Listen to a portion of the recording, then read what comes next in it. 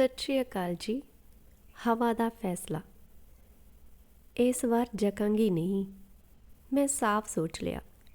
ਆਖਰ ਕਿੰਨਾ ਕੁ ਚਿਰ ਟਾਲਿਆ ਜਾ ਸਕਦਾ ਸੀ ਇਸ ਘੜੀ ਨੂੰ। ਜਿਵੇਂ ਗੁਰਨਾਮ ਦਾ ਪਿਛਲੇ 3-4 ਸਾਲਾਂ ਤੋਂ ਸੁਭਾਅ ਬਣਦਾ ਜਾ ਰਿਹਾ ਸੀ, ਘਰ ਦਾ ਮਾਲਕ, ਖਾਵੰਦ, ਹਰ ਗੱਲ ਨੂੰ ਕੰਟਰੋਲ ਕਰਨ ਦੀ ਕੋਸ਼ਿਸ਼। ਇੱਕ ਨਾ ਇੱਕ ਦਿਨ ਇਸ ਘੜੀ ਨੇ ਤਾਂ ਆਉਣਾ ਹੀ ਸੀ। ਪਹਿਲਾਂ ਤਾਂ ਮੈਂ ਉਸ ਦੀਆਂ ਇਹ ਗੱਲਾਂ ਨੂੰ ਸਮਝਦੀ ਵੀ, ਫਿਰ ਵੀ ਇਉਂ ਜ਼ਾਹਿਰ ਕਰਦੀ ਕਿ ਜਿਵੇਂ ਮੈਨੂੰ ਕੁਝ ਪਤਾ ਹੀ ਨਹੀਂ। ਫਿਰ ਬਹਾਨੇ ਬਣਾਉਣ ਲੱਗ ਪਈ, ਪਰ ਉਹ ਵੱਧਦਾ ਹੀ ਜਾ ਰਿਹਾ ਸੀ।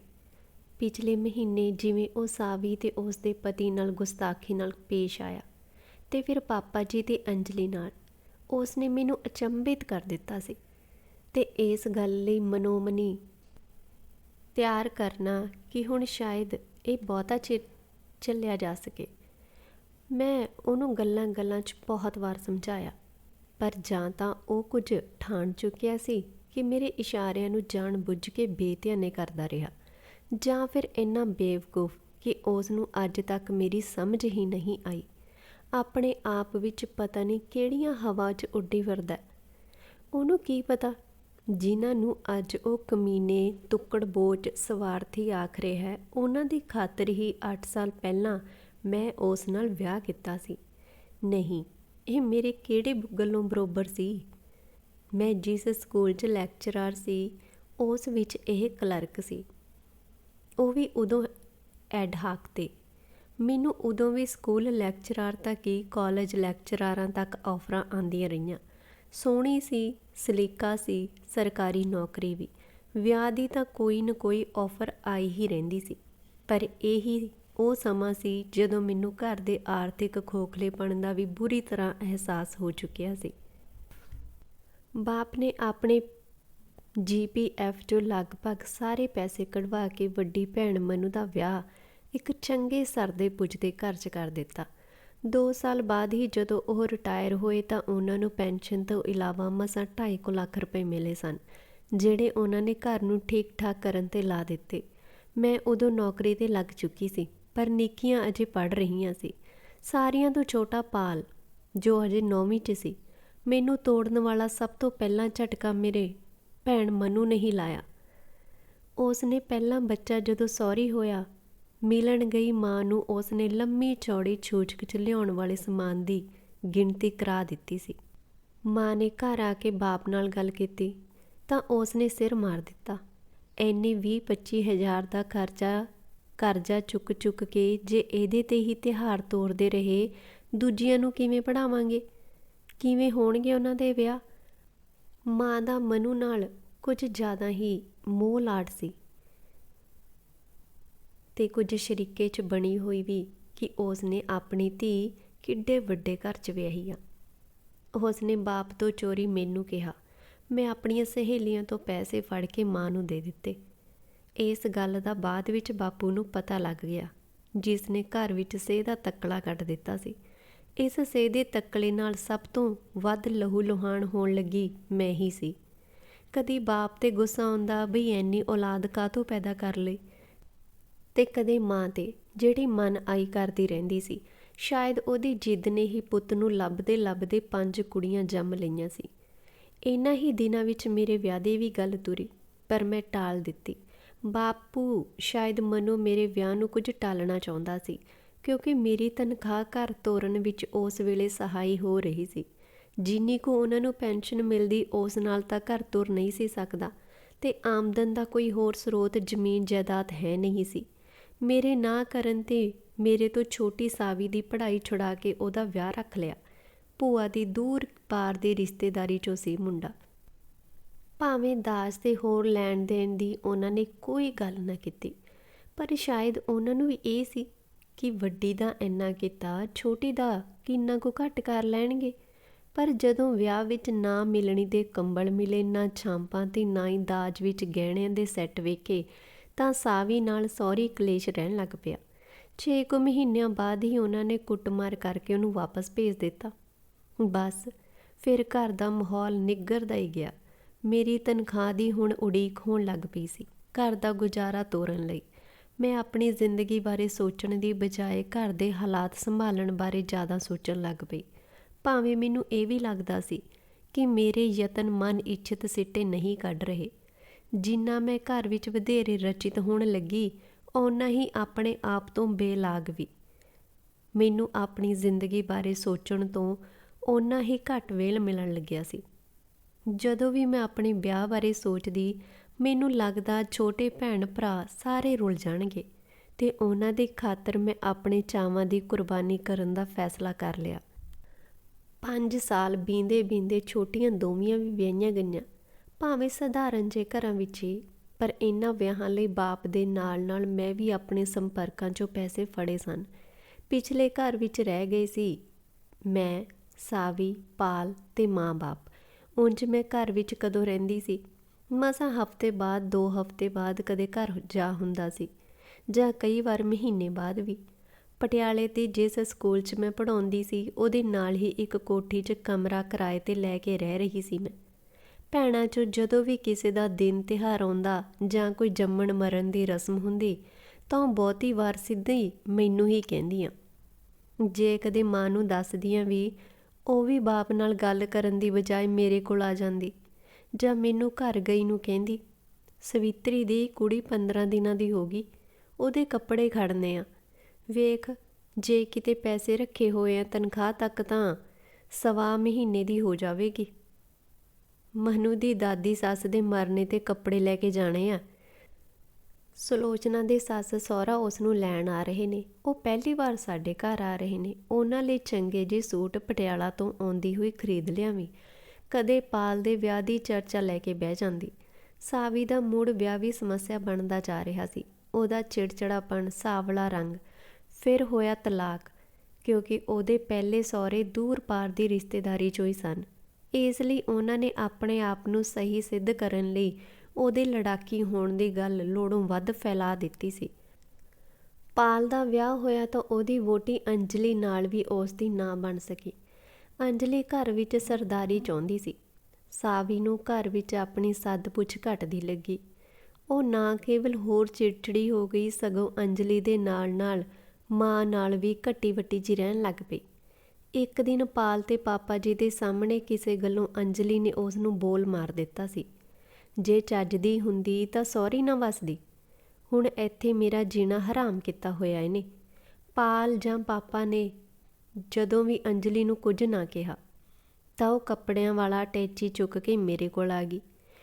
ਉਸ ਦੇ ਆਉਣ ਨਾਲ ਮੇਰੇ ਘਰ ਦਾ ਕਲੇਸ਼ ਤੇ ਹੋਰ ਜ਼ਿੰਮੇਵਾਰੀਆਂ ਵੀ ਹੋਣ ਲੱਗੀਆਂ। ਮੇਰੇ ਰਹੇ ਸੁਪਨੇ ਵੀ ਹੁਣ ਦਮ ਤੋੜਨ ਲੱਗ ਪਏ ਸੀ। ਨਾਲ ਨਾਲ ਮੈਨੂੰ ਇਹ ਵੀ ਅਹਿਸਾਸ ਹੋਣਾ ਸ਼ੁਰੂ ਹੋ ਗਿਆ ਕਿ ਮੇਰੇ ਘਰਦਿਆਂ ਵੱਲੋਂ ਮੈਨੂੰ ਸਿਰਫ ਵਰਤਿਆ ਜਾ ਰਿਹਾ, ਕਿ ਮੇਰੇ ਸੁਪਨਿਆਂ, ਮੇਰੀ ਜ਼ਿੰਦਗੀ ਦੇ ਭਵਿੱਖ ਬਾਰੇ ਕਿਸੇ ਨੂੰ ਕੋਈ ਫਿਕਰ ਨਹੀਂ। ਬਸ ਜੇ ਫਿਕਰ ਹੈ ਤਾਂ ਇਸ ਗੱਲ ਦਾ ਕਿ ਮੈਂ ਉਹਨਾਂ ਲਈ ਕੁਝ ਵਧੇਰੇ ਕਿਉਂ ਨਹੀਂ ਕਰ ਸਕਦੀ। ਮੈਂ ਉਹਨਾਂ ਬਾਰੇ ਹੀ ਕਿਉਂ ਨਹੀਂ ਸੋਚਦੀ। ਪਹਿਲਾਂ ਜਿਹੜਾ ਮੈਂ ਸੋਚਦੀ ਸੀ ਕਿ ਇੱਕ ਵਾਰ ਛੋਟੀਆਂ ਭੈਣਾਂ ਵਿਆਹੀਆਂ ਗਈਆਂ ਤਾਂ ਫਿਰ ਮੈਂ ਆਪਣੇ ਬਾਰੇ ਸੋਚਾਂਗੀ, ਪਰ ਹੁਣ ਇਹ ਆਸ ਤਾਂ ਚਕਨਾਚੂਰ ਹੋਣ ਲੱਗੀ ਸੀ। ਰੁਝੇਵਿਆਂ ਬਣਿਆ ਹੋਇਆ ਸੀ। ਹੁਣ ਉਹਨਾਂ ਦੇ ਸ਼ਗਨ ਵਿਹਾਰ ਪੂਰੇ ਕਰਨੇ, ਘਰ ਦੇ ਖਰਚਿਆਂ 'ਚ ਮਦਦ ਕਰਨੀ, ਸਾਵੀ ਨੂੰ ਕਿਸੇ ਪਾਸੇ ਲਾਉਣ ਬਾਰੇ ਸੋਚਣਾ। ਵਿਆਹ ਤੋਂ ਬਾਅਦ ਵੀ ਪਾਲ ਜ਼ਿੰਮੇਵਾਰ ਨਹੀਂ ਬਣਿਆ। ਕੰਮ ਧੰਦਾ ਤਾਂ ਉਹ ਪਹਿਲਾਂ ਵੀ ਨਹੀਂ ਸੀ ਕਰਦਾ, ਪੜ੍ਹ ਹੋ ਸਕਿਆ ਹੀ ਨਹੀਂ। 5-6 ਕੁੜੀਆਂ ਪਿੱਛੋਂ ਹੋਏ ਮੁੰਡੇ ਜਿਵੇਂ ਜ਼ਿਆਦਾ ਹੀ ਲਾਡ ਪਿਆਰ ਨਾਲ ਵਿਗੜ ਜਾਂਦੇ ਨੇ, ਇਹੋ ਜਿਹਾ ਬਗੜੈਲ ਬਣ ਗਿਆ ਸੀ ਉਹ ਤਾਂ ਬਸ। ਉੱਪਰੋਂ ਨਾ ਪਾਪਾ ਤੇ ਮੰਮੀ ਉਸ ਨੂੰ ਕੁਝ ਆਖਦੇ ਸੀ। ਅੰਜਲੀ ਦੇ ਸ਼ੌਂਕ ਕਰਜ਼ਾ ਚੁੱਕ ਚੁੱਕ ਕੇ ਵੀ ਪੂਰੇ ਕਰਨ ਦੀ ਕੋਸ਼ਿਸ਼ ਕਰਦੇ ਰਹਿੰਦੇ। ਇਹ ਨਹੀਂ ਵੀ ਪਾਲ ਨੂੰ ਕਹਿਣ ਕਿ ਤੂੰ ਆਪਣੀ ਜ਼ਿੰਮੇਵਾਰੀ ਸਮਝ, ਆਪਣੀ ਗ੍ਰਹਿਸਥੀ ਨਜਿੱਠ। ਸ਼ਾਇਦ ਇੰਜ ਉਸ ਵਿੱਚ ਕੁਝ ਜ਼ਿੰਮੇਵਾਰੀ ਦਾ ਅਹਿਸਾਸ ਆਣ ਵੜਦਾ। ਸਾਵੀ ਦੇ ਵਿਆਹ ਦੀ ਕਈ ਥਾਂ ਗੱਲ ਤੋਰਨ ਦੀ ਕੋਸ਼ਿਸ਼ ਵੀ ਕੀਤੀ ਮੈਂ ਆਪਣੇ ਘੇਰੇ ਦੇ ਰਾਹੀਂ ਵੀ ਤੇ ਮਾਂ-ਬਾਪ ਨੇ ਵੀ, ਪਰ ਹਰ ਵਾਰ ਗੱਲ ਸਿਰੇ ਨਾ ਚੜ੍ਹਦੀ। ਕਦੀ ਉਹਦਾ ਕੁਝ ਪੱਕਾ ਰੰਗ ਤੇ ਸਧਾਰਨ ਜਿਹੇ ਨੈਣ ਨਕਸ਼ ਰਾਹ 'ਚ ਆ ਖੜ੍ਹਦੇ, ਕਦੇ ਉਹਦੇ ਚਿਹਰੇ 'ਤੇ ਟਪਕਦੀ ਅੱਖੜਤਾ, ਤੇ ਕਦੇ ਉਹਨਾਂ ਨੂੰ ਹੋਇਆ ਇਹ ਅਹਿਸਾਸ ਕਿ ਇਸ ਘਰ ਵਿੱਚੋਂ ਬਹੁਤਾ ਕੁਝ ਨਹੀਂ ਮਿਲਣ ਲੱਗਿਆ। ਬਾਪ ਤਾਂ ਜਿਵੇਂ ਉਸ ਨੂੰ 3 ਕੱਪੜਿਆਂ 'ਚ ਕਿਤੇ ਵੀ ਤੋਰਨ ਲਈ ਤਿਆਰ ਹੋ ਗਿਆ ਸੀ। 2-2, 3-3 ਜਵਾਕਾਂ ਵਾਲੇ ਦਹਾਜੂਆਂ ਨਾਲ ਤੋਰਨ ਨੂੰ ਮੇਰਾ ਮਨ ਨਹੀਂ ਸੀ ਮੰਨਦਾ। ਮੇਰੀ ਉਮਰ 32 ਨੂੰ ਟੱਪ ਗਈ ਸੀ। ਤੇ ਸਾਵੀ ਦੀ ਵੀ ਤੀਹਾਂ ਤੋਂ ਟੱਪਣ ਲੱਗੀ ਸੀ। ਉਂਝ ਸਾਵੀ ਦਾ ਮੈਨੂੰ ਸੁੱਖ ਬਹੁਤ ਹੋ ਗਿਆ ਸੀ। ਪਟਿਆਲੇ ਵਰਗੇ ਸ਼ਹਿਰ ਦੇ ਵਿੱਚ ਸਾਥ ਉਹ ਮੇਰੇ ਸਕੂਲ ਮੁੜਦਿਆਂ ਰੋਟੀ ਟੁੱਕਦੇ ਸਾਰੇ ਛੋਟੇ-ਮੋਟੇ ਕੰਮ ਕਰ ਛੱਡਦੀ ਸੀ। ਲੰਘ ਰਹੇ ਇਸ ਰੂਟੀਨ 'ਚ ਸਾਡੀ ਭੂਆ ਦੀ ਕੁੜੀ ਦੇ ਵਿਆਹ ਨੇ ਵੱਡੀ ਹਲਚਲ ਪੈਦਾ ਕਰ ਦਿੱਤੀ। ਮੈਂ ਮਹਿਸੂਸ ਕੀਤਾ ਕਿ ਮੇਰੀਆਂ ਚਾਚੀਆਂ ਤਾਇਆਂ ਦੇ ਮੁਕਾਬਲੇ ਮੇਰੇ ਬਾਪ ਦੀ ਕੋਈ ਪੁੱਛ ਸੱਦ ਨਹੀਂ ਸੀ। ਫਿਰ ਸਾਵੀ ਨੂੰ ਹਰ ਰੀਤ ਵਿੱਚ ਬਿਲਕੁਲ ਅਣਗੌਲਿਆ ਕੀਤਾ ਗਿਆ ਸੀ। ਤਾਈ ਨੂੰ ਮੈਂ ਛੋਟੀ ਭੂਆ ਨਾਲ ਗੱਲ ਕਰਦਿਆਂ ਆਪਣੇ ਕੰਨਾਂ ਨਾਲ ਸੁਣਿਆ ਸੀ, ਬਾਬੂ ਦੀਆਂ ਇਹ 2 ਕੁੜੀਆਂ ਤਾਂ ਬਸ ਰਹਿ ਹੀ ਗਈਆਂ। ਇੱਕ ਤਾਂ ਪਤਾ ਨਹੀਂ ਕਿਹਦੇ ਨਾਲ ਤੁਰੀ ਫਿਰਦੀ ਆ, ਤੇ ਦੂਸਰੀ ਉਸ ਭੈਂਗੀ ਜੀ ਦੀ ਊਈ ਨਹੀਂ ਕਿਸੇ ਨਾਲ ਬਣਦੀ, ਨਾ ਘਰ 'ਚ ਨਾ ਬਾਹਰ। ਅੱਜ ਕੱਲ੍ਹ ਸੁਣਿਆ ਵੱਡੀ ਕੋਲ ਪਟਿਆਲੇ ਰਹਿੰਦੀ ਐ। ਗੁੱਸਾ ਤਾਂ ਬੜਾ ਆਇਆ ਸੀ ਕਿ ਜੀ ਕੀਤਾ ਤਾਈ ਦੇ ਮੂੰਹ 'ਤੇ 2 ਮਾਰਾਂ, ਜਿਹੜੀ ਖਿਚੜੀ ਉਹਦੇ ਘਰ 'ਚ ਰਿੱਝਦੀ ਰਹੀ। ਪਰ ਮਨ ਨੂੰ ਮਾਰ ਕੇ ਉੱਥੋਂ ਖਿਸਕ ਗਈ। ਹਰ ਕਿਸੇ ਨੇ ਮੈਨੂੰ ਹੀ ਮਾੜੀ ਆਖਣਾ ਸੀ। ਜਿੱਥੇ ਜ਼ਖਮ ਹੋਵੇ ਬਹੁਤੀ ਆਰ ਤਾਂ ਉੱਥੇ ਹੀ ਚੁੱਭਦੀ ਆ। ਪਰ ਮਨ ਵਿੱਚ ਮੈਂ ਇੱਕ ਤਈਆ ਕਰ ਲਿਆ ਕਿ ਸਾਵੀ ਦਾ ਕੋਈ ਨਾ ਕੋਈ ਬੰਨ ਸੁਭ ਜ਼ਰੂਰ ਕਰਨਾ। ਇਸ ਤਈਏ ਕਾਰਨ ਹੀ ਅੱਕ ਚੱਬਿਆ ਸੀ। ਚੀਨਾ ਮੇਰੀ ਇੱਕ ਕੁਲੀਗ ਰਮਾ ਦੇ ਚਚੇਰਾ ਭਰਾ ਸੀ। ਘਰ ਵਿੱਚ ਗਰੀਬੀ ਹੋਣ ਕਰਕੇ ਪੜ੍ਹ ਨਹੀਂ ਸੀ ਸਕਿਆ। ਜ਼ਮੀਨ ਗੁਜ਼ਾਰੇ ਜੋਗੀ ਨਹੀਂ ਸੀ, ਸੋ ਪਹਿਲਾਂ ਟਰੱਕਾਂ ਨਾਲ ਕਲੀਨਰ ਲੱਗਾ ਰਿਹਾ ਅਤੇ ਫਿਰ ਡਰਾਈਵਰ ਬਣ ਗਿਆ। ਇਸ ਧੰਦੇ ਨੇ ਉਸ ਨੂੰ ਸ਼ਰਾਬ ਦੀ ਵੀ ਲੱਤ ਲਾ ਦਿੱਤੀ ਸੀ। ਭਾਵੇਂ ਉਹ ਕੁਝ ਮੂੰਹ ਮੱਥੇ ਤਾਂ ਲੱਗਦਾ ਸੀ, ਪਰ ਘਰ ਦੀ ਗਰੀਬੀ ਤੇ ਕਿਤੇ ਬਦਨਾਮੀ ਕਰਕੇ ਵਿਆਹੁ ਰਹਿੰਦਾ ਗਿਆ। ਇੱਕ ਦਿਨ ਮੈਂ ਸੁਭਾਅ ਹੀ ਰਮਾ ਨਾਲ ਸਾਵੀ ਦੇ ਲਈ ਕੋਈ ਲੋੜਵੰਦ ਘਰ ਲੱਭਣ ਲਈ ਗੱਲ ਤੋਰੀ ਤਾਂ ਉਸਨੇ ਛੀਨੇ ਦੀ ਦੱਸ ਪਾਤੀ। ਪਟਿਆਲੇ ਹੀ ਵੇਖ ਵਿਖਾਈ ਲਈ ਇੱਕ ਰੈਸਟੋਰੈਂਟ 'ਚ ਅਸੀਂ ਉਸ ਨੂੰ ਸੱਦ ਲਿਆ ਸੀ। ਮੈਂ ਘਰ ਵੀ ਗੱਲ ਨਾ ਕੀਤੀ। ਸੋਚਿਆ ਜੇ ਗੱਲ ਅਗਾਂਹ ਤੁਰੀ ਤਾਂ ਦੱਸ ਦੇਵਾਂਗੀ, ਕੀ ਪਤਾ ਉਹ ਵੀ ਪਹਿਲਿਆਂ ਵਾਂਗ ਸਿਰ ਫੇਰ ਕੇ ਚੱਲਦਾ ਬਣੇ। ਰੈਸਟੋਰੈਂਟ 'ਚ ਸਾਵੀ ਤੇ ਰਮਾ ਪਹਿਲਾਂ ਹੀ ਪਹੁੰਚੀਆਂ ਹੋਈਆਂ ਸੀ। ਉਹਦੇ ਆਉਣ 'ਤੇ ਰਮਾ ਨੇ ਮੇਰੇ ਤੇ ਸਾਵੀ ਬਾਰੇ ਉਹਨੂੰ ਦੱਸਿਆ ਤਾਂ ਸਾਵੀ ਵੱਲ ਵੇਖਦਿਆਂ ਉਹਦੀਆਂ ਅੱਖਾਂ 'ਚ ਕੋਈ ਚੰਗਿਆਰੀ ਸੁਲਗ ਹੀ ਨਾ ਸਕੀ। ਚਾਹ ਪੀਂਦਿਆਂ ਉਹ ਸਾਵੀ ਵੱਲ ਘੱਟ ਮੇਰੇ ਵੱਲ ਵੱਧ ਵੇਖਦਾ ਰਿਹਾ। ਮੈਨੂੰ ਲੱਗਿਆ ਕਿ ਸਾਵੀ ਦੀ ਜ਼ਿੰਦਗੀ 'ਚ ਇੱਕ ਹੋਰ ਇਨਕਾਰ ਜਮ੍ਹਾਂ ਹੋਣ ਵਾਲਾ ਏ। ਚਾਹ ਪੀ ਕੇ ਕੁਝ ਦੇਰ ਇੱਧਰ ਉੱਧਰ ਦੀਆਂ ਗੱਲਾਂ ਹੁੰਦੀਆਂ ਰਹੀਆਂ। ਉੱਠਣ 'ਤੇ ਮੈਂ ਉਸ ਨਾਲ ਬਾਹਰ ਤੱਕ ਤੁਰੀ ਤੇ ਫਿਰ ਅੱਖਾਂ 'ਚ ਪੂਰੀ ਵਿਸ਼ਾਲਤਾ ਭਰ ਕੇ ਹੱਸਦਿਆਂ ਪੁੱਛਿਆ, ਕਿਵੇਂ ਫਿਰ ਮੇਰਾ ਜੀਜਾ ਬਣਨਾ ਮਨਜ਼ੂਰ ਹੈ ਕਿ? ਹਾਂ, ਉਹ ਅੱਖਾਂ ਦੀ ਵਿਸ਼ਾਲਤਾ ਸਾਹਮਣੇ ਉਖੜ ਗਿਆ ਸੀ। ਰਿਸ਼ਤਾ ਤਾਂ ਪੱਕਾ? ਹਾਂ, ਜੇ ਤੂੰ ਸਾਲੀ ਏਂ ਤਾਂ। ਮੈਂ ਉਸ ਦੀਆਂ ਅੱਖਾਂ ਵਿੱਚ ਕਈ ਕਹਾਣੀਆਂ ਦੇ ਸੰਕੇਤ ਉੱਭਰਦੇ ਵੇਖੇ, ਜਿਨ੍ਹਾਂ ਨੂੰ ਮੈਂ ਅੱਖਾਂ ਹੀ ਅੱਖਾਂ ਰਾਹੀਂ ਹੁੰਗਾਰਾ ਭਰ ਦਿੱਤਾ ਸੀ। ਸ਼ਾਇਦ ਇਹ ਮੇਰੀ ਜ਼ਿੰਦਗੀ ਦੀ ਸਭ ਤੋਂ ਵੱਡੀ ਗਲਤੀ ਸੀ।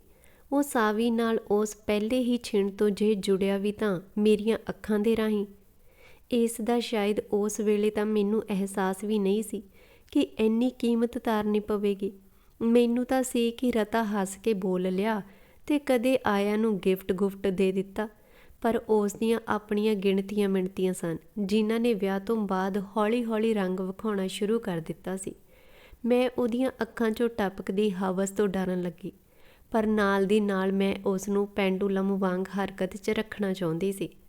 ਪਟਿਆਲੇ ਨੇੜੇ ਹੀ ਪਿੰਡ ਸੀ ਉਹਨਾਂ ਦਾ। ਵਿਆਹ ਤੋਂ ਬਾਅਦ ਅਕਸਰ ਸਾਵੀ ਨੂੰ ਲੈ ਕੇ ਉਹ ਆਇਆ ਹੀ ਰਹਿੰਦਾ। ਕਈ ਵਾਰ ਰਾਤ ਰਹਿੰਦੇ ਤਾਂ ਮੈਂ ਆਪਣੇ ਕਮਰੇ ਵਿੱਚ ਉਹਨਾਂ ਨੂੰ ਪਾ ਕੇ ਆਪ ਮਕਾਨ ਮਾਲਕਾਂ ਦੀ ਮਿਆਨੀ ਵਿੱਚ ਜਾ ਪੈਂਦੀ। ਉਸ ਰਾਤ, ਇਹ ਵਿਆਹ ਤੋਂ 4 ਕੁ ਮਹੀਨੇ ਬਾਅਦ ਦੀ ਗੱਲ ਆ। ਸਰਦੀਆਂ ਦੇ ਦਿਨ ਸੀ। 8 ਕੁ ਵਜੇ ਅਜੇ ਮੈਂ ਰੋਟੀ ਖਾਣੀ ਲੱਗੀ ਸੀ ਕਿ ਛੀਨੇ ਨੇ ਬੂਹਾ ਖੜਕਾਇਆ। ਉਸ ਨੇ ਕੁਝ ਸ਼ਰਾਬ ਪੀਤੀ ਹੋਈ ਸੀ। ਚਾਹ ਬਣਾਉਣ ਲੱਗੀ ਤਾਂ ਉਸ ਨੇ ਸਿਰ ਫੇਰ ਦਿੱਤਾ। ਰੋਟੀ ਪੁੱਛਿਆ ਤਾਂ ਕਹਿੰਦਾ, ਅਜੇ ਤਾਂ ਦਾਰੂ ਦਾ ਪੈਗ ਲਾਵਾਂਗਾ। ਮੈਂ ਸ਼ਸ਼ੋ ਪੰਜ 'ਚ ਪੈ ਗਈ ਕਿ ਕੀ ਕਰਾਂ ਕੀ ਨਾ ਕਰਾਂ। ਫਿਰ ਪਿੰਡ ਕਿਵੇਂ ਜਾਵੇਗਾ ਇੰਨੀ ਪੀ ਕੇ? ਮੈਂ ਪਿੰਡ ਕਿਉਂ ਜਾਵਾਂਗਾ? ਮੇਰੀ ਸਾਲੀ ਦਾ ਘਰ ਆ, ਮੈਂ ਇੱਥੇ ਨਹੀਂ ਰਹਿ ਸਕਦਾ। ਰਹਿ ਤਾਂ ਸਕਦਾ, ਮੇਰਾ ਮਤਲਬ ਸਾਵੀ ਤੇ ਘਰ ਵਾਲੇ ਫਿਕਰ ਕਰਨਗੇ। ਨਹੀਂ ਕਰਦੇ। ਉਹਦੀ ਤੱਕਣੀ ਮੈਨੂੰ ਲੁੱਚੀ ਜਿਹੀ ਲੱਗੀ। ਸੋਚਿਆ ਰੋਟੀ ਖਵਾ ਕੇ ਮੈਂ ਮਕਾਨ ਮਾਲਕਾਂ ਦੀ ਮਿਆਨੀ ਵਿੱਚ ਜਾ ਪਵਾਂਗੀ, ਪਰ ਰੋਟੀ ਖਾਣ ਤੋਂ ਪਹਿਲਾਂ ਹੀ ਉਸ ਨੇ ਮੈਨੂੰ ਆ ਦਬੋਚ ਲਿਆ ਸੀ।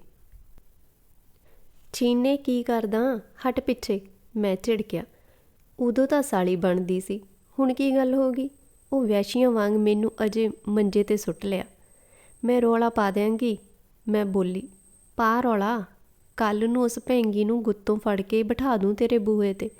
ਉਹ ਸ਼ਾਇਦ ਬਹੁਤ ਕੁਝ ਸੋਚ ਕੇ ਆਇਆ ਸੀ। ਫਿਰ ਉਹ ਰਾਤ ਭਰ ਮੇਰੇ ਨਾਲ ਬਲਾਤਕਾਰ ਕਰਦਾ ਰਿਹਾ। ਹਾਂ, ਬਲਾਤਕਾਰੀ ਤਾਂ ਸੀ ਉਹ, ਪਰ ਜਿਸ ਬਾਰੇ ਮੈਂ ਮੂੰਹ ਨਾ ਖੋਲ੍ਹ ਸਕੀ। ਸਾਵੀ ਦਾ ਘਰ ਵਸਾਉਣ ਲਈ ਮੈਂ ਆਪਣੇ ਨਾਲ ਖਿਲਵਾੜ ਸਹਿੰਦੀ ਰਹੀ। ਜੇ ਉਸ ਰਾਤ ਦੀ ਗੱਲ ਹੁੰਦੀ ਫਿਰ ਗੱਲ ਹੋਰ ਸੀ, ਪਰ ਉਸ ਦਾ ਤਾਂ ਮੂੰਹ ਪੈ ਗਿਆ ਸੀ। ਕਦੀ ਹਫ਼ਤਾ 10 ਦਿਨ ਹੀ, ਕਦੀ ਮਹੀਨਾ 2 ਮਹੀਨੇ ਬਾਅਦ ਉਹ ਕੋਈ ਨਾ ਕੋਈ ਕਸਾਈ ਮਾਰ ਹੀ ਧਮਕਦਾ। ਫਿਰ ਮੈਂ ਉਹਦੇ ਹੱਥਾਂ 'ਚ ਖਿਡਾਉਣਾ ਹੁੰਦੀ। ਉਂਝ ਪਹਿਲੀਆਂ 1-2 ਵਾਰਾਂ ਤੋਂ ਪਿੱਛੋਂ ਸ਼ਾਇਦ ਮੈਂ ਵੀ ਦੇਹ ਸੁੱਖ ਮਾਨਣ ਲੱਗ ਪਈ ਸੀ, ਭਾਵੇਂ ਅਣਚਾਹਿਆ ਹੀ ਸਹੀ। ਇਹਨਾਂ ਦਿਨਾਂ 'ਚ ਗੁਰਨਾਮ ਸਾਡੇ ਸਕੂਲ 'ਚ ਆ ਕੇ ਕਲਰਕ ਲੱਗਿਆ ਸੀ। ਸਧਾਰਨ ਜਿਹੀ ਸਿਹਤ, ਸਧਾਰਨ ਜਿਹਾ ਰੰਗ ਰੂਪ, ਪਰ ਗਾਉਂਦਾ ਬਹੁਤ ਚੰਗਾ ਸੀ। ਸਕੂਲ ਵਿੱਚ ਕੋਈ ਵੀ ਸਮਾਗਮ ਹੁੰਦਾ ਉਹਦੇ ਗੀਤਾਂ ਤੋਂ ਬਿਨਾਂ ਅਧੂਰਾ ਸਮਝਿਆ ਜਾਂਦਾ। ਕੋਈ ਵੀ ਅਧਿਆਪਕਾਂ ਦਾ ਜਲਸਾ, ਮੁਜ਼ਾਹਰਾ, ਉਸ ਵਿੱਚ ਉਸ ਦੀ ਆਵਾਜ਼ ਦੀ ਗੂੰਜ ਜ਼ਰੂਰ ਪੈਂਦੀ। ਉਂਝ ਵੀ ਉਹ ਆਮ ਬੰਦਿਆਂ ਤੋਂ ਕੁਝ ਹਟ ਕੇ ਸੀ। ਕੋਈ ਘਟੀਆ ਕਮੈਂਟ ਉਹਦੇ ਮੂੰਹੋਂ ਕਦੇ ਸੁਣਿਆ ਨਹੀਂ ਸੀ। ਕਦੇ ਕਿਸੇ ਕੰਮ ਲਈ ਗਈ, ਮੈਂ ਉਹਦੇ ਲਾਗੇ ਵੀ ਬਹਿ ਜਾਂਦੀ ਸੀ। ਮੈਂ ਜਾਣਦੀ ਸੀ ਕਿ ਉਸ ਕੋਲ ਬਹਿਣ ਨਾਲ ਕਹਾਣੀਆਂ ਤਾਂ ਜੁੜ ਸਕਦੀਆਂ ਨੇ, ਪਰ ਮੈਂ ਉਸ ਨਾਲ ਜ਼ਿੰਦਗੀ ਦੇ ਕੁਝ ਸੁਪਨੇ ਉੜਨ ਲੱਗ ਪਈ ਸੀ।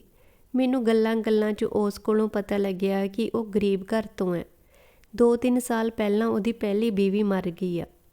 ਉਂਝ ਕਈ ਤਾਂ ਇਹ ਵੀ ਕਹਿੰਦੇ ਨੇ ਕਿ ਉਹ ਕੁਦਰਤੀ ਮੌਤ ਨਹੀਂ, ਸਗੋਂ ਮਾਰੀ ਗਈ ਸੀ, ਕਿਉਂਕਿ ਵਿਆਹ ਦੇ 7 ਸਾਲਾਂ ਬਾਅਦ ਵੀ ਉਹਦੇ ਬੱਚਾ ਨਹੀਂ ਸੀ ਹੋਇਆ। ਗੁਰਨਾਮ ਨਾਲ ਮਿਲਦਿਆਂ ਪਤਾ ਨਹੀਂ ਕਿਉਂ ਮੇਰੇ ਅੰਦਰ ਵਿਆਹ ਦਾ ਸੁਪਨਾ ਅੰਗੜਾਈਆਂ ਲੈਣ ਲੱਗ ਪਿਆ ਸੀ। ਜਦੋਂ ਘਰ ਦੇ ਹਾਲਾਤਾਂ ਤੋਂ ਸੋਚਦੀ ਤਾਂ ਲੱਗਦਾ ਕਿ ਉਹੀ ਠੀਕ ਹੈ। ਕੁਝ ਦਬ ਕੇ ਤਾਂ ਰਹੇਗਾ ਅਤੇ ਪੇਕਿਆਂ ਦੀਆਂ ਮਾੜੀਆਂ-ਮੋਟੀਆਂ ਜ਼ਿੰਮੇਵਾਰੀਆਂ ਵੀ ਮੈਂ ਨਿਭਾਉਂਦੀ ਰਹਾਂਗੀ। ਵਿਆਹ ਮੈਨੂੰ ਇਸ ਲਈ ਵੀ ਜ਼ਰੂਰੀ ਲੱਗਦਾ ਸੀ ਕਿ ਛੀਨੇ ਤੋਂ ਇਸੇ ਹਾਲਾਤ ਵਿੱਚ ਖਹਿੜਾ ਛੁਡਾ ਸਕਦੀ ਹਾਂ, ਉਂਝ ਨਹੀਂ। ਨਾਲੇ ਕੁਝ ਦੇਹ ਸੁੱਖ ਦੀ ਵੀ ਮੈਂ ਆਦੀ ਹੋ ਗਈ ਸੀ। ਹਫ਼ਤਾ 10 ਦਿਨ ਉਹ ਨਾ ਆਉਂਦਾ ਤਾਂ ਮੈਨੂੰ ਅਚੋਤਾਈ ਜਿਹੀ ਲੱਗੀ ਰਹਿੰਦੀ। ਬਹੁਤ ਸਾਰੇ ਪੱਖਾਂ ਨੂੰ ਸੋਚ ਵਿਚਾਰ ਕੇ ਮੈਂ ਉਸ ਨਾਲ ਵਿਆਹ ਲਈ ਗੱਲ ਤੋਰਨ ਦੀ ਪਹਿਲ ਹੀ ਕੀਤੀ। ਉਹ ਤਾਂ ਸੋਚ ਵੀ ਨਹੀਂ ਸੀ ਸਕਦਾ ਸ਼ਾਇਦ। ਫਿਰ ਝੱਟ ਮੰਗਣੀ ਪੱਟ ਵਿਆਹ ਵਾਂਗ ਦਿਨਾਂ ਵਿੱਚ ਹੀ ਵੱਜ ਗਏ ਸੀ ਜੀਵਨ ਡੋਰ ਵਿੱਚ। ਭਾਵੇਂ ਇਸ ਬਾਰੇ ਭਾਂਤ-ਸੁਭਾਂਤੀਆਂ ਗੱਲਾਂ ਵੀ ਬਹੁਤ ਉੱਡੀਆਂ। ਗੁਰਨਾਮ ਦੇ ਗਾਉਣ ਨੂੰ ਸੁਣ ਮਰ ਮਿਟੀ। ਉਂਝ ਕਿਹੜੀ ਅਜਿਹੀ ਗੱਲ ਸੀ ਉਹਦੇ 'ਚ? ਬਹੁਤਾ ਸਿਆਣਾ ਕਾਂ ਗੂੰ 'ਤੇ ਹੀ ਡਿੱਗਦਾ। ਪਹਿਲਾਂ IAS ਲੱਭਦੀ ਹੋਣੀ ਅਤੇ ਹੁਣ ਬੁੱਢੀ ਹੋਣ ਲੱਗੀ ਤਾਂ ਕਲਰਕ ਢਾਹ ਲਿਆ ਕਿ ਕਿਤੇ ਇਸ ਤੋਂ ਵੀ ਨਾ ਜਾਂਦੀ ਰਹਾਂ। ਪਤਾ ਨਹੀਂ ਸਾਲੇ ਬੀਬੜ ਜਿਹੇ 'ਚ ਕੀ ਆ, ਪਟੋਲੇ ਵਰਗੀ ਰੰਨ ਫਾ ਲਈ। ਕਈ ਗੱਲਾਂ ਇੱਧਰ ਉੱਧਰ ਘੁੰਮਦੀਆਂ ਹੋਈਆਂ ਮੇਰੇ ਕੰਨਾਂ ਤੱਕ ਵੀ ਪਹੁੰਚ ਹੀ ਜਾਂਦੀਆਂ, ਪਰ ਮੈਂ ਗੌਲਦੀ ਨਾ। ਗੁਰਨਾਮ ਤਾਂ ਬਹੁਤ ਖੁਸ਼ ਸੀ। ਉਹਨੇ ਤਾਂ ਸ਼ਾਇਦ ਇਹ ਸੁਪਨੇ 'ਚ ਵੀ ਨਹੀਂ ਸੋਚਿਆ ਹੋਣਾ ਕਿ ਉਸ ਨੂੰ ਇਸ ਉਮਰ 'ਚ ਵੀ ਉਹ ਵੀ ਦੂਜੇ ਵਿਆਹ 'ਚ ਇੰਨੀ ਸੋਹਣੀ ਘਰਵਾਲੀ ਮਿਲ ਜਾਵੇਗੀ, ਉਹ ਵੀ ਲੈਕਚਰਾਰ ਲੱਗੀ ਹੋਈ। ਕਦੇ ਦੋਹਾਂ ਦੀ ਬਣਦੀ ਤਨਖਾਹ ਦਾ ਹਿਸਾਬ ਲਾਉਂਦਾ, ਕਦੇ ਦੋਹਾਂ ਨੂੰ ਮਿਲਣ ਵਾਲੇ ਵਿਭਾਗੀ ਕਰਜ਼ੇ ਦਾ। ਪਲਾਟ ਲੈਣ, ਘਰ ਬਣਨ, ਕਾਰ ਤੱਕ ਲੈਣ ਦੀਆਂ ਉਡਾਨਾਂ ਭਰਨ ਲੱਗਿਆ ਸੀ ਉਹ। ਵਿਆਹ ਦੇ 2-3 ਸਾਲ ਇੰਝ ਹੀ ਸੁਪਨਿਆਂ 'ਚ ਲੰਘ ਗਏ। ਮੈਂ ਗੁਰਨਾਮ ਨੂੰ ਸੱਚਮੁੱਚ ਚਾਹੁਣ ਲੱਗ ਪਈ ਸੀ। ਕਦੀ-ਕਦੀ ਮੈਨੂੰ ਆਪਣੇ ਭੈਣ ਭਰਾਵਾਂ ਦੀ ਲੋੜ ਤੋਂ ਵੱਧ ਆਊ-ਗਚ ਬੁਰੀ ਵੀ ਲੱਗਦੀ, ਪਰ ਜਦੋਂ ਕੋਈ ਵਿਚਾਰਾ ਜਿਹਾ ਮੂੰਹ ਬਣਾ ਕੇ ਆਣ ਵੜਦਾ ਤਾਂ ਉਹਦੀ ਮਦਦ ਕਰਨ ਤੋਂ ਮੈਥੋਂ ਰਿਹਾ ਨਾ ਹੁੰਦਾ। ਵਾਹ ਲੱਗਦੀ, ਪਰ ਇਹ ਵੀ ਕੋਸ਼ਿਸ਼ ਕਰਦੀ ਗੁਰਨਾਮ ਨੂੰ ਪੇਕਿਆਂ ਦੀ ਇਸ ਟੁੱਟ ਭੱਜ ਦੀ ਭਿਣਕ ਬਹੁਤੀ ਨਾ ਲੱਗੇ। ਛੀਨਾ ਪਹਿਲਾਂ ਤੋਂ ਵੱਧ ਸ਼ਰਾਬ ਪੀਣ ਲੱਗ ਪਿਆ ਸੀ। ਸਾਵੀ ਦੀ ਮਾਰ ਕੁੱਟ ਵੀ ਕਰਦਾ। ਬਹੁਤੀ ਵਾਰ 10-10, 15-15 ਦਿਨ ਘਰੇ ਨਾ ਜਾਂਦਾ। ਸਾਵੀ ਖਰਚੇ ਤੋਂ ਤੰਗ ਹੁੰਦੀ ਜਾਂਦੀ ਅਤੇ ਮੇਰੇ ਬੂਹੇ 'ਤੇ ਆਣ ਦਸਕਤ ਦਿੰਦੀ। ਸਾਵੀ ਦੀ ਕੀਤੀ ਮਦਦ ਦੂਜੀਆਂ ਭੈਣਾਂ ਨੂੰ ਵੀ ਮੇਰੇ 'ਤੇ ਝਾਕ ਵਿਖਾਉਂਦੀ। ਇਹ ਸੋਚਣ ਦੀ ਬਜਾਏ ਕਿ ਸਾਵੀ ਦਾ ਘਰ ਕਿਸੇ ਤਰ੍ਹਾਂ ਵਸਦਾ ਰਹੇ, ਇਸ ਲਈ ਉਹ ਕੁਝ ਵੀ ਕਰਨ, ਉਲਟਾ ਸਗੋਂ ਇਹ ਉਹ ਝਾਕ ਰੱਖਦੀਆਂ ਕਿ ਜੋ ਸਾਵੀ ਲਈ ਕਰਦੀਆਂ ਉਹ ਉਹਨਾਂ ਲਈ ਵੀ ਕਰਾਂ। ਦਿਨ ਤਿਉਹਾਰ, ਉਹਨਾਂ ਲਈ ਵੀ ਕੱਪੜੇ, ਤੋਹਫੇ, ਹੋਰ ਨਿੱਕ ਸੁੱਖ ਲੈ ਕੇ ਪੁੱਜਾਂ। ਮੈਨੂੰ ਉਹਨਾਂ ਦੀ ਇਸ ਝਾਕ 'ਤੇ ਚਿੜ ਜਿਹੀ ਚੜ੍ਹਦੀ ਸੀ, ਪਰ ਪਾਲ ਦੇ ਮੁੰਡੇ ਦੀ ਲੋਹੜੀ ਤੋਂ ਪਿੱਛੋਂ ਹੁਣ ਉਹ ਮੈਨੂੰ ਦੋਸ਼ੀ ਨਹੀਂ ਸੀ ਲੱਗਦੀਆਂ। ਉਦੋਂ ਮੈਨੂੰ ਤਾਂ ਪਾਪਾ ਜੀ ਕੋਲ ਆ ਕੇ ਗਿੜਗੜਾ ਹੀ ਪਈ ਸੀ, ਪਾਪਾ ਮੇਰੇ ਸੱਸ ਸਹੁਰੇ ਨੇ ਸੂਟ ਜ਼ਰੂਰ ਦਿਓ, ਨਹੀਂ ਤਾਂ ਉਹ ਮੇਰਾ ਜੀਣਾ ਦੁੱਭਰ ਕਰ ਦੇਣਗੇ। ਘਰ ਦੀ ਹਾਲਾਤ ਤਾਂ ਤੈਨੂੰ ਕਿਹੜਾ ਪਤਾ ਨਹੀਂ। ਤੁਹਾਨੂੰ ਪੜ੍ਹਾਤਾ, ਵਿਆਹਤਾ, ਹੁਣ ਨਹੀਂ ਦੇ ਸਕਦਾ ਮੈਂ ਕੁਝ। ਪਾਪਾ ਪਹਿਲਾਂ ਤਾਂ ਇਹੋ ਜਿਹਾ ਘਰ ਲੱਭਣਾ ਸੀ ਨਾ। ਉਹਨਾਂ ਦਾ ਮੂੰਹ ਤਾਂ ਪਤਾ ਨਹੀਂ ਕਿੰਨਾ ਪਾਟਾ ਹੋਇਆ। ਇੱਕ ਵਾਰੀ ਕਹਿ ਕੇ ਮੇਰੇ ਮਾਪੇ ਨਹੀਂ ਦੇਣ ਜੋਗੇ। ਮੈਂ ਉਸ ਘਰ 'ਚ ਵਸਣਾ ਹੈ। ਨਾਲੇ ਪਾਲ ਦੇ ਸਹੁਰੇ ਨਹੀਂ ਲੈ ਕੇ ਆਏ, ਉਹ ਤੁਸੀਂ ਕਿਵੇਂ ਸਾਂਭ ਕੇ ਰੱਖ ਲਿਆ? ਲੋਕੀ ਕੁੜੀਆਂ ਨੂੰ ਦਿੰਦੇ ਹੀ ਹੁੰਦੇ ਆ ਇਹ ਤਾਂ। ਫਿਰ ਮੈਂ ਉਸ ਨੂੰ ਪਟਿਆਲੇ ਲੈ ਕੇ ਆਈ। ਉੱਥੇ ਉਹਦੀ ਮਨਮਰਜ਼ੀ ਦੇ ਕੱਪੜੇ ਲੈ ਕੇ ਦਿੱਤੇ। ਗੁਰਨਾਮ ਨੂੰ ਮੈਂ ਇਹੀ ਦੱਸਿਆ ਕਿ ਪਾਪਾ ਨੇ ਮੈਨੂੰ ਪੈਸੇ ਦਿੱਤੇ ਸਨ ਕੱਪੜੇ ਲੈ ਕੇ ਦੇਣ ਲਈ, ਪਰ ਪਤਾ ਨਹੀਂ ਕਿਉਂ ਉਸ ਨੂੰ ਸ਼ੱਕ ਜਿਹਾ ਪੈ ਗਿਆ। ਫਿਰ ਸਾਨੂੰ ਕੀ ਦਿੱਤਾ? ਉਹਨੇ ਪੁੱਛਿਆ। ਹਰ ਮਹੀਨੇ ਜਿਹੜਾ 12,000 ਆਪਣੇ ਘਰ ਆਉਂਦਾ ਹੈ, ਉਸ ਯੋਗ ਉਹਨਾਂ ਨੇ ਤਾਂ ਬਣਾਇਆ। ਮੇਰਾ ਜਵਾਬ ਸੁਣ ਕੇ ਉਸ ਵੇਲੇ ਤੋਂ ਭਾਵੇਂ ਚੁੱਪ ਕਰ ਗਿਆ ਸੀ, ਪਰ ਮਨ ਵਿੱਚ ਉਹਦੇ ਗੱਲ ਸ਼ਾਇਦ ਰੜਕਦੀ ਰਹੀ। ਪਤਾ ਨਹੀਂ ਹੋਰ ਵੀ ਕਿਹੜੇ ਵੇਲੇ ਉਹਦੇ ਮਨ ਵਿੱਚ ਕੀ ਬਹਿੰਦਾ ਰਿਹਾ। ਇਹ ਸਾਰਾ ਲਾਵਾ ਉਦੋਂ ਫੁੱਟ ਕੇ ਬਾਹਰ ਨਿਕਲਿਆ ਜਦੋਂ ਚੀਨੀ ਨੂੰ 3 ਵੀਲਰ ਲੈਣ ਲਈ ਮੈਂ 30,000 ਆਪਣੇ ਖਾਤੇ 'ਚੋਂ ਕਢਵਾ ਕੇ ਦਿੱਤਾ। ਸਾਹ ਵੀ ਬੜਾ ਕਲਪੀ ਸੀ, ਦਿਲ ਲਾ ਕੇ ਕੰਮ ਨਹੀਂ ਕਰਦਾ। ਟਰੱਕਾਂ ਤੇ ਡਰਾਈਵਰਾਂ ਨਾਲ ਸਗੋਂ ਹੋਰ ਆਦਤਾਂ ਵਿਗਾੜ ਰਿਹਾ। ਉਹਦਾ ਤਾਂ ਸੀ ਕਿ ਕਿਸੇ ਜਾਣ ਪਹਿਚਾਣ ਵਾਲੇ ਨੂੰ ਵਿੱਚ ਵਿਚਾਲੇ ਪਵਾ ਕੇ 3 ਵੀਲਰ ਕਿਸ਼ਤਾਂ 'ਤੇ ਮਿਲ ਜਾਵੇ। ਮੈਨੂੰ ਸੀ ਕਿ ਪੂਰੀ ਕੀਮਤ ਦੀਆਂ ਕਿਸ਼ਤਾਂ ਸ਼ਾਇਦ ਨਾ ਮੋੜੀਆਂ ਜਾ ਸਕਣ। ਅੱਧੀ ਕੀਮਤ 'ਤੇ ਨਗਦ ਦਿੱਤੀ ਅਤੇ ਅੱਧੀ ਦੀਆਂ ਕਿਸ਼ਤਾਂ ਕਰਵਾ ਦਿੱਤੀਆਂ। ਇਹ ਗੱਲ ਰਿਸ਼ਤੇਦਾਰਾਂ 'ਚੋਂ ਇੱਧਰ ਉੱਧਰ ਘੁੰਮਦੀ ਹੋਈ ਮੇਰੇ ਪਤੀ ਗੁਰਨਾਮ ਤੱਕ ਵੀ ਪਹੁੰਚ ਗਈ, ਜਿਹੜਾ ਪਤਾ ਲੱਗਣ 'ਤੇ ਬੜਾ ਤਲਖ ਹੋਇਆ।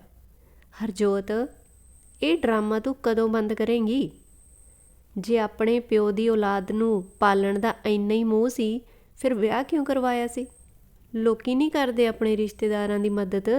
ਮੈਂ ਕਿਹਾ, ਕਰਦੇ ਐ, ਪਰ ਉਹਨਾਂ ਨੂੰ ਪਾਲਦੇ ਨਹੀਂ।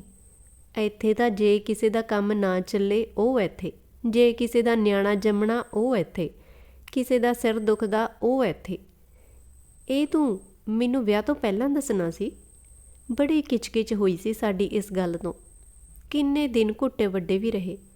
ਇਸ ਪਿੱਛੋਂ ਇੱਕ ਵੱਡੀ ਤਬਦੀਲੀ ਇਹ ਵਾਪਰੀ ਕਿ ਉਹ ਜਦੋਂ ਵੀ ਮੇਰੇ ਪੇਕਿਆਂ ਪਾਸਿਓਂ ਕੋਈ ਆਉਂਦਾ ਤਾਂ ਸਿੱਧੇ ਮੂੰਹ ਗੱਲ ਨਾ ਕਰਦਾ। ਕਈ ਵਾਰ ਤਾਂ ਕੋਈ ਚੁੱਭਵੀਂ ਗੱਲ ਕਹਿਣ ਤੋਂ ਵੀ ਗੁਰੇਜ਼ ਨਹੀਂ ਸੀ ਕਰਦਾ। ਬਹੁਤੀ ਵਾਰ ਮੈਂ ਚੁੱਪ ਵੱਟ ਜਾਂਦੀ, ਉਹਦੀਆਂ ਗੱਲਾਂ ਨੂੰ ਬੇਧਿਆਨੇ ਕਰਨ ਦੀ ਕੋਸ਼ਿਸ਼ ਕਰਦੀ। ਜੇ ਕਦੇ ਜਵਾਬ ਦੇਣਾ ਪੈ ਹੀ ਜਾਂਦਾ ਤਾਂ ਸੁਰ ਨਰਮ ਰੱਖਦੀ। ਪਰ ਇਸ ਵਾਰ ਅਸਲ 'ਚ ਪਾਪਾ ਜੀ ਅੰਜਲੀ ਤੇ ਪਾਲ ਦੋਹਾਂ ਬੱਚਿਆਂ ਨੂੰ ਲੈ ਕੇ ਆਏ ਹੋਏ ਸਨ। ਅੰਜਲੀ ਦੀ ਸਿਹਤ ਠੀਕ ਨਹੀਂ ਸੀ ਰਹਿੰਦੀ। ਉਸ ਨੂੰ ਇੱਥੇ ਡਾਕਟਰਾਂ ਨੂੰ ਦਿਖਾਉਣਾ ਸੀ। ਮੈਂ 5-6 ਦਿਨ ਉਸ ਨੂੰ ਡਾਕਟਰਾਂ ਦੇ ਵੱਖ-ਵੱਖ ਟੈਸਟਾਂ ਵਾਸਤੇ ਇੱਧਰ ਉੱਧਰ ਲਈ ਫਿਰਦੀ ਰਹੀ। ਪਾਪਾ ਜੀ ਤੇ ਬੱਚੇ ਘਰ ਰਹਿੰਦੇ। ਸਕੂਲੋਂ ਮੈਂ ਛੁੱਟੀ ਲੈ ਲਈ ਸੀ। ਬਸ ਇਸੇ ਤੋਂ ਹੀ ਉਹਦਾ ਪਾਰਾ ਚੜ੍ਹ ਗਿਆ। ਉੱਥੇ ਗਿਆ ਨੂੰ ਤਾਂ ਕੋਈ ਹਾਲ ਵੀ ਨਹੀਂ ਚੱਜ ਨਾਲ ਨਹੀਂ ਪੁੱਛਦਾ। ਹੁਣ ਇੱਥੇ ਇਹ ਕਿਵੇਂ ਦਿਨਾਂ ਦੇ ਡੇਰੇ ਲਾਈ ਬੈਠੇ ਨੇ। ਗੁਰਨਾਮ, ਮੁਸੀਬਤ ਵੱਲੋਂ ਬੰਦਾ ਆਪਣੇ ਕੋਲ ਹੀ ਤਾਂ ਜਾਂਦਾ। ਸਿਰਫ ਆਪਣੀ ਮੁਸੀਬਤ ਹੀ ਕਿਉਂ ਸਮਝ ਆਉਂਦੀ ਹੈ ਇਹਨਾਂ ਨੂੰ, ਦੂਜਿਆਂ ਦੀ ਕਿਉਂ ਨਹੀਂ? ਹੁਣ ਮੈਂ ਇਹਨਾਂ ਨੂੰ ਘਰੋਂ ਤਾਂ ਨਹੀਂ ਕੱਢ ਸਕਦੀ ਆਇਆਂ ਨੂੰ। ਕੀ ਮੈਂ ਇਹਨਾਂ ਲਈ ਇੰਨਾ ਵੀ ਨਹੀਂ ਕਰ ਸਕਦੀ? ਜੇ ਇੰਨਾ ਮੋਹ ਸੀ ਉਹਨਾਂ ਦਾ, ਫਿਰ ਵਿਆਹ ਕਿਉਂ ਕਰਵਾਇਆ? ਹਰਜੋਤ, ਤੂੰ ਘਰ ਨੂੰ ਘਰ ਬਣਨ ਹੀ ਨਹੀਂ ਦਿੱਤਾ। ਘਰ ਦੀ ਇੱਕ ਗ੍ਰੇਸ ਹੁੰਦੀ ਹੈ, ਇੱਕ ਵਿਸ਼ਵਾਸ ਹੁੰਦਾ ਹੈ, ਪਰ ਕਿੱਥੇ ਆ ਉਹ ਗ੍ਰੇਸ, ਉਹ ਵਿਸ਼ਵਾਸ?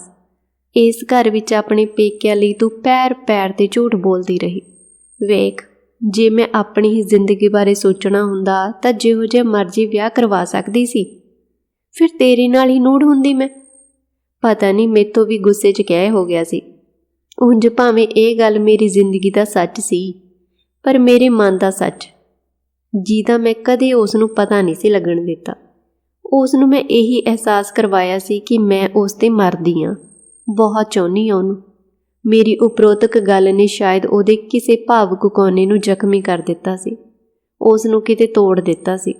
ਨਾਲ ਹੀ ਕਿਤੇ ਉਹਦਾ ਇਹ ਸ਼ੱਕ ਵੀ ਯਕੀਨ 'ਚ ਬਦਲ ਦਿੱਤਾ ਕਿ ਮੇਰੇ ਲਈ ਭੈਣ ਭਰਾਵਾਂ ਦੀ ਚਿੰਤਾ ਪਹਿਲਾਂ ਹੈ। ਪਹਿਲੀਆਂ ਲੜਾਈਆਂ ਵਾਂਗ ਹੀ ਇਸ ਵਾਰ ਵੀ ਮੈਂ ਕੋਸ਼ਿਸ਼ ਕੀਤੀ ਕਿ ਮੁੜ ਜ਼ਿੰਦਗੀ ਕੁਝ ਰਾਹ 'ਤੇ ਪੈ ਜੇ, ਪਰ ਉਸ ਨੇ ਜਦੋਂ ਦੋ ਟੁੱਕ ਕਹਿ ਦਿੱਤਾ, ਪਹਿਲਾਂ ਤੂੰ ਇਹ ਸੋਚ ਲੈ ਕਿ ਆਪਣੇ ਪੇਕੇ ਪਰਿਵਾਰ ਨੂੰ ਪਾਲਣਾ ਏ ਜਾਂ ਇਸ ਘਰ ਦੀ ਗ੍ਰੇਸ ਕਾਇਮ ਰੱਖਣੀ ਆ। ਰੋਜ਼ ਦੀ ਕਿਚ-ਕਿਚ ਮੈਂ ਨਹੀਂ ਜਰ ਸਕਦਾ, ਤਾਂ ਪਹਿਲਾਂ ਵਾਂਗ ਇੱਧਰ ਉੱਧਰ ਦਾ ਕੋਈ ਬਹਾਨਾ ਬਣਾਉਣ ਦੀ ਬਜਾਏ ਮੈਂ ਵੀ ਸਿੱਧਾ ਪੱਖ ਲਿਆ। ਤੇਰੇ ਤੋਂ ਦੁੱਗਣਾ ਕਮਾਉਣੀ ਆ, ਹੁਣ ਮੈਂ ਉਹਨਾਂ ਵਾਂਗ ਤਾਂ ਬਣ ਨਹੀਂ ਸਕਦੀ। ਜਿਹੜੀਆਂ ਕੱਪੜੇ ਪਾਉਣ ਲੱਗਿਆਂ ਵੀ ਖਸਮ ਦੀ ਪਸੰਦ ਵੱਲ ਝਾਕਦੀਆਂ ਨੇ। ਆਖਰ ਮੇਰੀ ਵੀ ਆਪਣੀ ਕੋਈ ਜ਼ਿੰਦਗੀ ਹੈ। ਮੈਨੂੰ ਲੱਗਿਆ ਕਿ ਆਪਣੇ ਘਰ ਦੀ ਜਿਹੜੀ ਕੰਨੀ ਮੈਂ ਫੜਨ ਦੀ ਕੋਸ਼ਿਸ਼ ਕੀਤੀ ਸੀ ਉਹ ਮੈਥੋਂ ਛੁੱਟਦੀ ਜਾ ਰਹੀ ਸੀ। ਦੋਸਤਾਂ ਮਿੱਤਰਾਂ ਜਾਂ ਕੋਰਟ ਕਚਹਿਰੀ 'ਚ ਗੱਲ ਕਿਤੇ ਵੀ ਤੁਰੀ, ਇਸ ਘਰ ਦੀ ਕੰਨੀ ਹੁਣ ਸ਼ਾਇਦ ਮੈਥੋਂ ਫੜੀ ਨਾ ਜਾ ਸਕੇ। ਮੇਰੇ ਸਾਹਮਣੇ ਅਨਿਸ਼ਚਿਤਤਾ ਦਾ ਸਮੁੰਦਰ ਫੈਲਣਾ ਸ਼ੁਰੂ ਹੋ ਗਿਆ। ਦੂਰ ਆਕਾਸ਼ ਦੀਆਂ ਨਿਤਲਣਾ ਤੱਕ ਫੈਲੀ ਹੋਈ ਅਨਿਸ਼ਚਿਤਤਾ। ਮੈਨੂੰ ਲੱਗਦਾ ਮੈਂ ਗਲਤ ਕਰ ਰਹੀ ਹਾਂ, ਪਰ ਫਿਰ ਵੀ ਮੈਂ ਕੋਈ ਫੈਸਲਾ ਨਹੀਂ ਕਰ ਪਾ ਰਹੀ। ਸੋ ਦੋਸਤੋ, ਇਹ ਸੀ ਅੱਜ ਦੀ ਕਹਾਣੀ। ਤੁਹਾਨੂੰ ਕਿਵੇਂ ਦੀ ਲੱਗੀ? ਆਪਣੇ ਵਿਚਾਰ ਜ਼ਰੂਰ ਸਾਂਝੇ ਕਰਿਓ ਜੀ।